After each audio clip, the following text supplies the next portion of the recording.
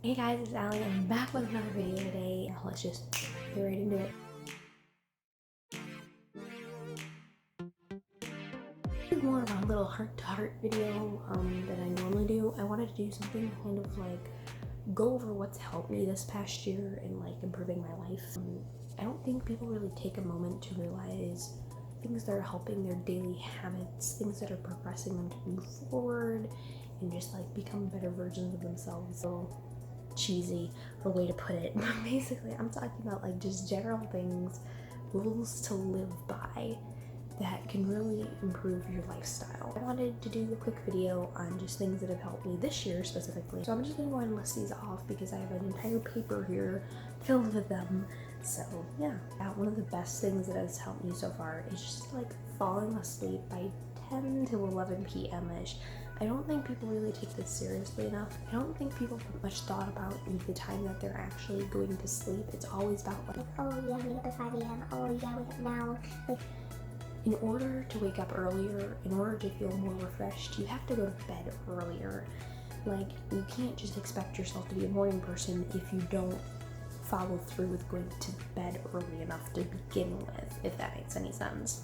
I know one of the things that's helped me the most is just trying to go to bed by 10 to 11 p.m.-ish. It's just really important to get a full night's rest because if you think about it, if you go to bed by, let's just say 11 p.m., you're out cold.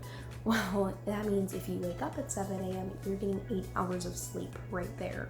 And you want to make sure that you're getting plenty of rest. How much rest that is for you specifically, I don't know. Some people can live off just 6 hours of sleep and some people need like 10. I mean, earlier. It'll make it way easier to be more productive in the morning is just by having enough rest. And I don't think enough people really truly take that into consideration. And in order to fall asleep by that time, you should probably not have caffeine after 6 p.m. So let's just like be real here. I know there's so many people who are up past 12 a.m., past 4 a.m., 5 a.m. They're still awake. They haven't gotten any sleep. I know I was one of those people. You see them all the time on those wake up by 5 a.m. videos. I am watching this at 5 a.m. I haven't even gone to bed yet. Like, don't be one of those people. Easier to go to bed earlier if you don't consume any caffeine. I've tried to completely quit drinking soda. I haven't quite gotten there. I don't know if I'm ever going to get there. At least cut out a lot of the caffeine in my diet. I don't drink it nearly as much as I used to, and now I'm only having like a cup of sweet tea once in a while per day. If you can't cut out caffeine completely out of your diet, that's understandable. I know everybody needs their cup of coffee in the morning. By trying to not drink it so later in the day, it can really help you sleep at night. I try not to drink it within 3 hours of going to bed. I'm not sure how long you truly need, but just like I'm trying to start quitting it by 6 p.m. For a while, I didn't drink it anytime after 8 p.m. but even then I was still having some trouble. So from now on, I don't drink it after 6 p.m. I call it quits after that. So something else is just making sure you're making a point to save. I know I mentioned this in one of my previous videos where I'll probably link somewhere here, is how to sell art commissions as a kid. I've been selling art commissions since I was 15 or 16, and at that time I was making all this money. I don't have much to show for it now. What I really recommend is saving, especially as a kid, and as you're younger and stuff. If you're able to save money, save it. I know I heard in another video where when somebody got their very first job, their parents said, okay, you're working now. You have to give us half of whatever your take-home pay is. Before you're allowed to spend any money, you have to give us half, and we're gonna set it aside for when you're 18, when you're older. The person got all upset because they're like, what? You're taking away my money. This is mine. I earned it. But the point is, it really did help them out later down the line. They still had plenty of money to spend and whatnot from their job, but half of their money ended up going directly into savings, which was great. So a lot of people don't do this. Pay yourself first, and I'm not talking about like as soon as you get your paycheck, don't grab a bunch of money and go blow it on yourself. I'm talking about like as soon as you get your paycheck, have a set amount. Like save as much as possible. Like however much you can save. But as soon as you get your paycheck, you take home income, grab a chunk of it and directly put it into savings. Pay yourself first. What you're doing is you're paying your future self. You're paying for your retirement. You're paying for college.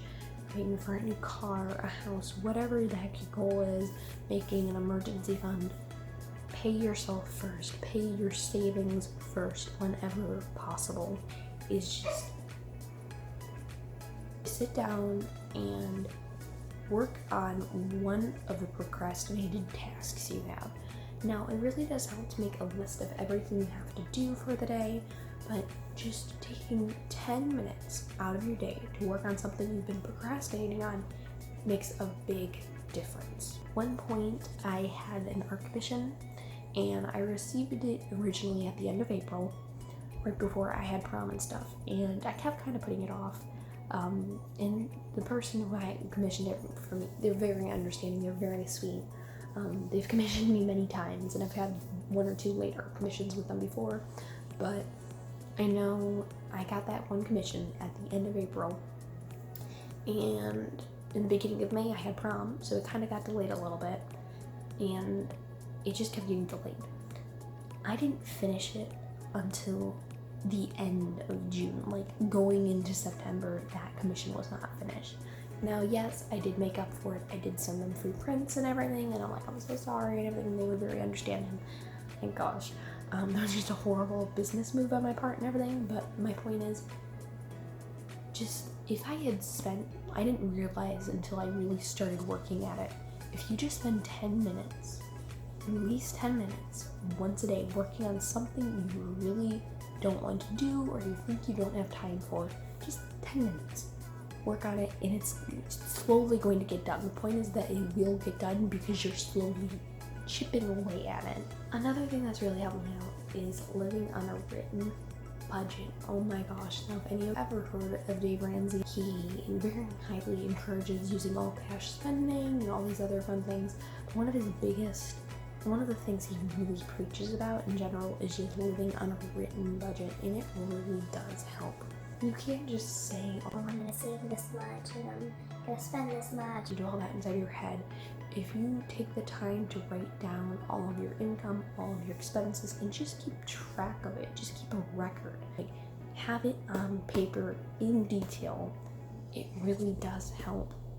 This is one of the biggest tips I can give you, and that's don't rely on a single source of income. It's really helped me out a lot. From just like, oh, I'm sick this week, I can take on an extra commission to make up for the fact that I haven't been able to work. And always have an extra way to make money is just a big stress reliever and just a weight off your back. And on top of that, it gives you extra money to put more money towards your savings or your spending or anything like that. It's just try not to ever rely on a single source of income. I'm not expecting your side hustle to completely cover your paycheck or anything like that. Just having an extra source of money in case of emergencies and such is a really important part. But make your bed in the morning. Oh my gosh. I know for years I only ever made my bed when I felt like it, you know what I mean? Like, you don't really want to take the energy to do it. But oh my gosh, make your bed in the morning. It's like such a huge difference. I try to do it as soon as I get up. It's not ideal. So like I might do a little bit later in the day, but point is just make your bed every day. Not only does it feel comfier when you climb into bed later at night, but just having a made bed, like right now I kind of have it made, it's a little messy. When you have a made bed, it makes the rest of the room feel cleaner. Even if you have like a really cluttered room like I do at the moment, it's a little weird, but like just having that done. And on top of that, making your bed is just, it helps you be productive. It's making you take care of things. Don't eat out continuously. Let me get into this. If you're trying to save money, don't eat out. Why are you doing that? Even if you are going to eat out, don't do it continuously, like multiple times in a week. Eating out is super expensive. The cost really adds up. How much you're paying for the price of a meal, that same price you're paying for that little combo meal, that money you could use to go get groceries and meal prep or other meal, but you'll get so many more servings out of it. And you can just put it away in the freezer for later when you're on the go, about to leave off for work, you can just microwave it. If you are going to spend money, get cash back. Get cash back on all your purchases, whether it's buying through a credit card or using a rewards app. Make sure you get cash back on all your purchases or a really big cash back app. If you really big cash app back, few really big cashback apps that I know of are Swagbucks, Ibotta, I think it's Rakuten. And if you're going to go shopping, before you go shopping, go get a discount. I cannot stress this enough. Oh my gosh. Whether you're grocery shopping or anything, look for a discount before you go shopping. This seems obvious, but oh my gosh, just do it. I know my brother has gotten into a new hobby. It's a craft hobby, so he's been having to buy like a lot of paints and stuff, and he had no idea how much extra money he was spending for like absolutely no reason. I'm telling you, download like retail apps and stuff and look for those rewards. So first of all, before you do anything, you gotta find that discount. So there's a couple different ways you can do it. Download the retail apps. If you're gonna go shopping at a certain store, I recommend downloading all of the apps in that same category. Like if you have to go get paint, like my brother did, download the Michaels app, download the Hobby Lobby app, download Joann Fabrics, whatever craft stores near you. Look through all of their online coupons, everything. Look for a coupon. I can almost guarantee you that you're gonna find a coupon for like 40% off your one item, or I know right now Michaels is doing 20% off your entire purchase. Oh my gosh, the amount of coupons you can find just from taking the time to do it. It takes like 5 seconds, people. Save more money. It's ridiculous. I do not go shopping without a coupon. That's like almost a guarantee. Sometimes I forget to do it if I'm shopping in person, but whenever I'm shopping online, I always look for a coupon. If you don't want to have a whole bunch of retail apps installed on your phone, another option is to just get the Honey app, and it's available on desktop. I'm pretty sure it's still not available on mobile, but you can go to gethoney.com, and I'll probably leave again another referral code. I'm sorry guys, but really, oh my gosh, just get the Honey app because it'll pull up all the possible discount codes for the site you're on and everything.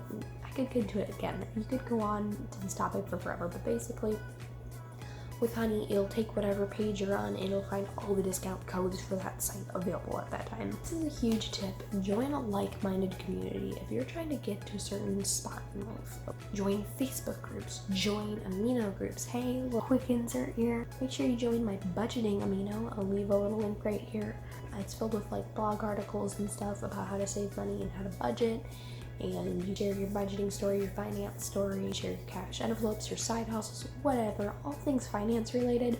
If you're interested in that, make sure you join my budgeting Amino. Anyways, my point is join a like-minded community. This has helped me a lot just by following Instagram pages, like following financial Instagrams and just travel blogs and things like that. Anything you want to get to in life, you have to surround yourself with it. At the same time, I recommend creating a vision board and stuff. I've posted about this before, but creating a vision board can really help as well. But just like completely surround yourself in the thing you want to achieve, and it'll help you achieve it. Create a scribble/brain dump book. This is something I've been using for a pretty long time now, is just having a book kind of like this one where you just dump all of your ideas into it.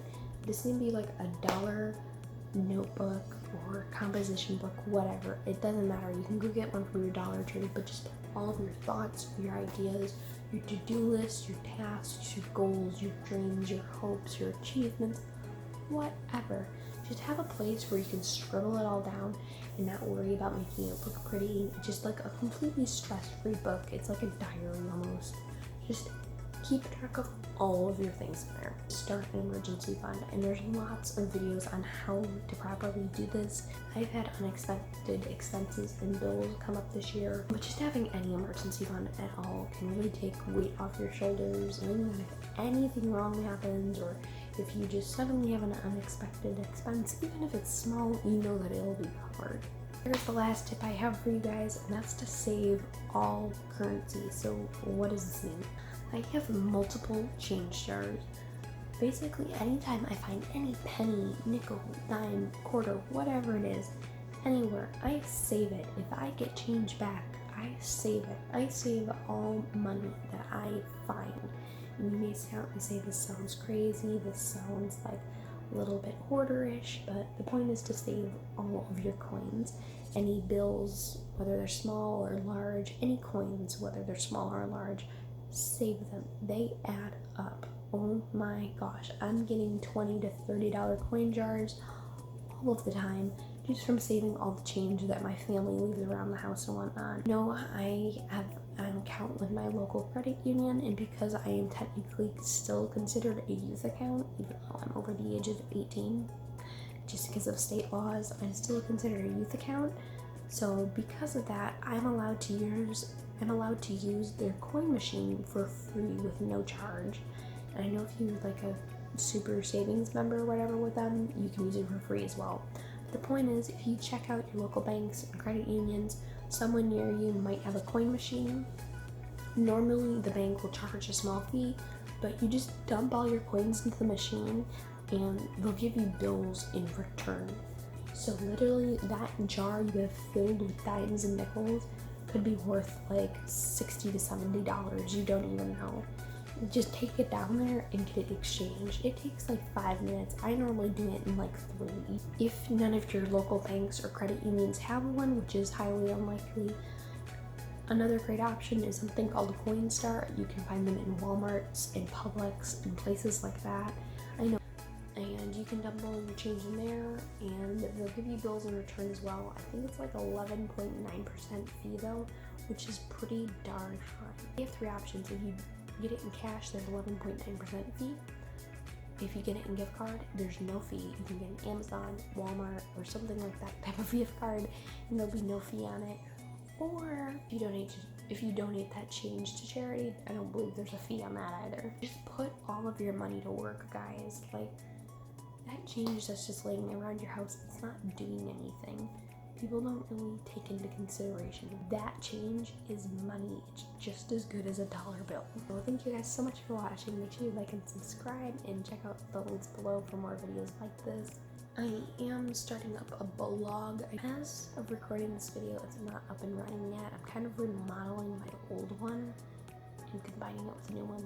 It's weird. But the point is, I should have my blog up soon. But one last time, thank you guys so much for watching. I'll see you all later.